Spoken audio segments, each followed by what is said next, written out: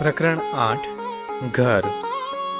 ભોળાભાઈ શંકરદાસ પટેલ ગુજરાતી સાહિત્યના જાણીતા નિબંધકાર છે.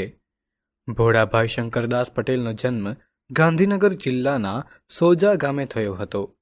તેમના લખાણોમાં સંવેદનશીલતા, પરંપરા પ્રત્યેનો સન્માન ભાવ અને આધુનિકતા વચ્ચેનો સંઘર્ષ સ્પષ્ટ રીતે દેખાય છે.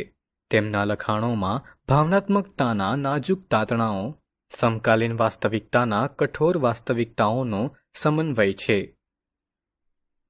ઘર નામનો નિબંધ એ ગામડાની માટીથી જોડાયેલા લાગણીસભર સંબંધોને દર્શાવતો એક સુંદર સંવેદનાત્મક લેખ છે, જે પરંપરા અને આધુનિક સગવડતાઓ વચ્ચેના સંઘર્ષને જીવનમાં લાવે છે. ગામડામાંથી શહેરમાં સ્થિર થયા પછી લગભગ બંધ રહેતું અમારું એ ગામડા ગામનું જૂનું ઘર કાઢી નાખવાનો વિચાર આવ્યો. જે વાસમાં અમારું ઘર હતું ત્યાંના જૂના પાડોશીઓ પણ હવે શહેરમાં રહેતા થઈ ગયા હતા. મોટા ભાગનાએ તો પોતાના ઘર કાઢી પણ નાખ્યા હતા. એટલે પરણ મરણ જેવા કોઈ સામાજિક પ્રસંગે કે લાંબી રજાઓમાં ગામડાના એ ઘરમાં થોડા દિવસ રહેવા જતા ત્યારે ઘણું અડવું પણ લાગતું. નવા પાડોશીઓ આવી ગયા હોય અને તેમની સાથે નાતો બંધાયો જ ન હોય. અમને પણ તેઓ જાણે આગંતુક જ ગણે. એટલે હવે એ ઘર રાખી મૂકવાનું કોઈ આકર્ષણ રહ્યું નહોતું. વળી બંધ રહેવાને કારણે જૂનું ઘર વધારે જીર્ણ બનતું જતું હતું. ચોમાસું ભારે હોય તો પતરાના છાપરામાંથી પણ પાણી અંદર ઉતરે. પરિણામે એક કરામાં થોડી તિરાડ જેવું પડી ગયેલું છે. ખુલ્લી અરક્ષિત ઓસરી અને આંગણામાં કચરાના થર જામ્યા કરે. એટલે ઘરડીબાની સંમતિ લઈ ઘર કાઢી નાખવાનો વિચાર પાકો કર્યો. યોગ્ય ઘરાક મળે તો વેચવા માટે ગામમાં રહેતા અમારા એક વ્યવહાર કુશળ મિત્રને ભલામણ કરી શહેર ચાલ્યા આવ્યા. પછી એક દિવસ ઓફર આવી પણ ખરી. ઓફર વાજબી હતી. ઓફર કરનાર માણસ પણ સારો અને ભરોસાપાત્ર હતો. એટલે હવે વિલંબ કે આનાકાનીનો પ્રશ્ન નહોતો. પણ એ જ ક્ષણેથી મનમાં વ્યથા જાગી. રહી રહીને વ્યગ્ર કરતો વિચાર આવવા લાગ્યો કે શા માટે બાપદાદાનું ઘર કાઢી નાખવું. 3-4 પેઢીથી ચાલ્યા આવતા માટીના ખોરડાને સ્થાને ત્યાં આ ઘર, ઈંટોનું પાકું ઘર મારા બાપાએ બંધાવેલું. કહો કે ઘણી ખરી મજૂરી ઘરના સૌએ જાતે કરીને બાંધેલું. તે માટે પોતાના બળદગાડામાં ઈંટો તાણી લાવેલા. ચણતર માટે ગાર કરવા ગામના આંબા તળાવની ચીકણી માટી જાતે ગોળી લાવેલા. લાકડા માટે અમારા ખેતરના જૂના લીમડા પાડેલા. છેક મોભારા સુધી ગારના તગારા મારી બાએ ઉપર ચઢાવેલા. પછી શહેરમાં અમે છોકરાઓએ જ્યારે નવા ઘર બંધાવવા માંડ્યા ત્યારે પોતાના દીકરાઓના એ મકાનો નોકરિયાત સુપરવાઇઝરોની દેખરેખ નીચે મજૂરો દ્વારા બંધાતા જોઈ મનમાં થોડું રાજી થતા બા બાપા ઘણીવાર ગામડા ગામનું અસલવારીનું એ ઘર કેવું નવેસરથી જાત મહેનતથી પોતે બાંધેલું તેની ભાવુકતાથી વાત કરતા. એ ઘરમાં જ સૌ ભાઈ ભાંડુઓનો જન્મ થયેલો. એટલું જ નહીં, એ જ ઓરડામાં અમારા દાંપત્ય જીવનનો આરંભ થયેલો અને એ જ ઓરડામાં મારા સંતાનોનો જન્મ પણ થયો. અનેક સારા માઠા પ્રસંગો જીવનમાં આવ્યા. આ ઘર તેનો સાક્ષી. ઘરના આંગણામાં કેટલું રમેલા. એક દિવસ એ આંગણું વટાવી ખભે થેલી ભરાવી ગામની નિશાળે ભણવા બેઠેલા. એક દિવસ એ જ આંગણું વટાવી દૂર પરગામ સુધી ભણવા ગયા. એક દિવસ એ જ આંગણું વટાવી શહેરમાં જઈ વસ્યા. એ ઘરના આંગણામાં અમારી બહેનોના અને ભાઈઓના લગ્ન મંડપો બંધાયેલા.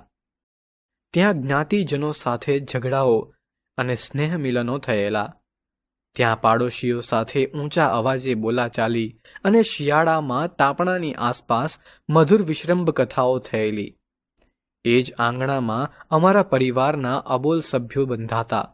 ભેંસ બળદ રેલ્લા. એ ઘરની ઓસરીમાં મારા દાદી અને પછી દાદાનો ચોકો થયેલો અને થોડા વર્ષો પર મારા બાપાનો. અમારા એ ઘરની બંને બાજુએ બીજા ઘર છે. એક ઘર છે મારા ખરેખરના આ જન્મ સાથીનો. તે પણ બંધ છે. મારો મિત્ર રોટલો રડવા દેશના અનેક સ્થળોએ ફરી ગૃહભંગ થઈ હવે અમદાવાદમાં રહે છે. તે પછીના મકાનમાં કાશીફોઈ રહેતા. તેમને ઉઠી ગયે તો વર્ષો થયા. જ્યાં વર્ષો સુધી રેતની કલાકની શીશી લઈને રોજ સામાયિક કરતા તે ઓસરીમાં હવે ફાંદવાળા એક બારોટ સૂતા જોવા મળે. સામેના ઘરનો માલિક પ્રૌઢ વયે પણ કુંવારો જ ઉઠી ગયો. તે પછી જેણે મકાન લીધું તેણે આંગણાના ઝઘડાઓથી પાડોશી હક સ્થાપેલો. એ ઘર પણ એક દિવસ પડી ગયું અને નવી દિશાને બારણે નવું થયું છે. આમ બધું બદલાઈ ગયું છે. છતાં થવા માંડ્યું કે શા માટે અમારે અમારું એ ઘર વેચી નાખવું. જૂનું તો એ બાપ દાદાનું ઘર એ ઘર છે, માત્ર 4 દિવાલો ને છાપરાનું મકાન નથી. મકાન પૈસાથી ખરીદી શકાય, બાંધી શકાય, પૈસા લઈ વેચી શકાય, પણ ઘર એ તો ભાવના છે. ઘર ના હોય તો એ ઘરની ભાવના પણ ભલી.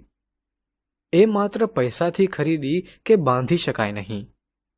એટલે થવા માંડ્યું કે ભલે ઘર જૂનું થાય, જીર્ણ થાય, ભલે પડી જાય, પણ ઘર છો રહેતું.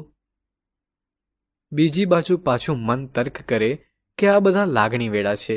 જો ગામમાં જવાનું જ ના હોય તો ત્યાં ઘર રાખવાનો શો અર્થ છે? સારા પૈસા ઉપજે છે. એટલા પૈસા ફિક્સ ડિપોઝિટમાં મૂકો ને તોય છેવટે ઘર કાઢી નાખવાનો વિચાર રહ્યો. પણ અમે બધા ભાઈઓએ છેલ્લે સપરિવાર બાપ દાદાના એ ઘરમાં સાથે રહેવાનો વિચાર કર્યો. કાયમ માટે કાઢી નાખવાનો છે તો એ ઘરમાં બધા સાથે રહી લઈએ. વળી પાછું ઘણા વખતનું બંધ ઘર ખુલ્યું. જોત જોતામાં તો નાના મોટા પરિવારજનોથી એ સૂનું ઘર ગાજતું ગૂંજતું થઈ ગયું. મારા એક નગરવાસી મિત્રને પણ આ વેળા તો ગામનું ઘર જોવા સાથે લઈ ગયો. પુરાણા દિવસો પાછા આવ્યા હતા. બાપાના મૃત્યુ પછી મારી બા લગભગ ઉદાસીન રહેતી. ઘરના પ્રસંગોમાં રસ લેતી નહીં. તે પણ અહીં આવીને સૌની વચ્ચે પ્રસન્ન લાગી. પરંતુ હવે ઘરની પ્રત્યેક દિવાલ મને ઠપકો આપવા લાગી. ઓસરીમાં જ્યાં હું હંમેશા બેસતો, જ્યાં બેસીને પહેલો એકડો ઘૂંટેલો અને જ્યાં બેસીને પછી દરેક રજાઓમાં ઉચ્ચ અભ્યાસના ગ્રંથો ઉથલાવતો ત્યાં બેઠો, ત્યાં ભીંતે ટેકો દેતા જ તે મને અંદરથી હચમચાવી રહી. મેં પાછા વળી તેના પર હાથ ફેરવ્યો. તે કહી રહી, આટલે દાડે આવ્યા અને હવે બસ. હું વ્યગ્ર બની ગયો. આંગણામાં ખાટલો ઢાળીને બેઠો. હવે ત્યાં ગમાણ ખાલી હતી. ખીલા હતા પણ ઢોર ઢાંકર નહોતા. પરંતુ એ બધા જ જાણે એ તરફ જ નજર જતા એક સાથે ભાંભરી ઉઠ્યા. હું એકદમ ઊભો થઈ ગયો. શૂન્ય આંખે ભરાયેલું આંગણું જોતો રહ્યો. ઘરના આ નેવા કેટલા બધા ચોમાસા એનું સંગીત સાંભળ્યું છે. અહીં તોરણ નીચે મારી બહેનો પરણવા બેઠી હતી અને અહીં દાદી, દાદા અને બાપુની નનામીઓ બંધાઈ હતી. ગળે ડૂમો ભરાવા જેવું થયું. ઘરના ઓરડામાં ગયો. બંધ જીરણ ઓરડો વધારે મુખર લાગ્યો. પછીતની એક નાની જાળીમાંથી થોડું અજવાળું આવતું હતું. આ ઓરડો એક વેળા કોઠીઓ કોઠલાઓથી ભરેલો રહેતો. એ બધું ચારનુંએ કાઢી નાખ્યું છે. પણ ત્યાં હજી ખૂણામાં વલોણાની મોટી ગોળી અને ખીટીએ મોટો રવૈયો લટકે છે. અહીં હું જન્મેલો, મારા સંતાનો પણ. હવે વચલા ખંડમાં જ્યાં અમે સૌ જમતા ત્યાં થઈ ફરી વાર ઓસરીમાં આવું છું. બા એકલી બેઠી છે. અત્યારે સૌ આઘા પાછા છે. જોઉં છું તો ઘરડીબા રડતી હતી. બાને ઓછું ભળાય છે, ઓછું સંભળાય છે. હવે જાજુ કાઢે એમ પણ નથી. મેં પાસે જઈ પૂછ્યું, આ શું? તું રડે છે બા?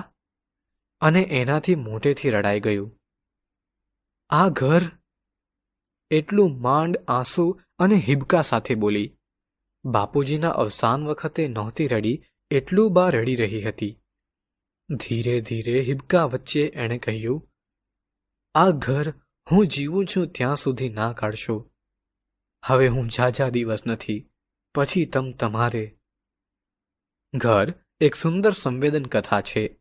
શહેરમાં સ્થાયી થયા પછી લેખક અને તેમના ભાઈઓ ગામડાનું પોતાનું જૂનું ઘર વેચી દેવાનો નિર્ણય લે છે.